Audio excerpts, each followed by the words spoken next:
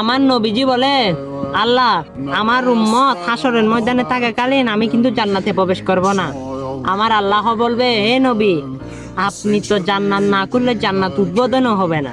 বলে যে না, আমি আমার উম্মত ছাড়া আমি জান্নাতে প্রবেশ করব না। তখন আল্লাহ থেকে ফয়সালা আসবে।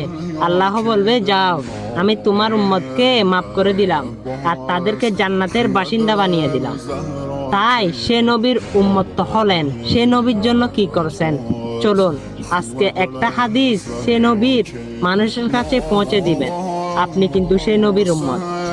আমার প্রিয় নবীজি বলে, যে দাঁড়িয়ে পানি পান করে সে যেন বমি করে দেয়।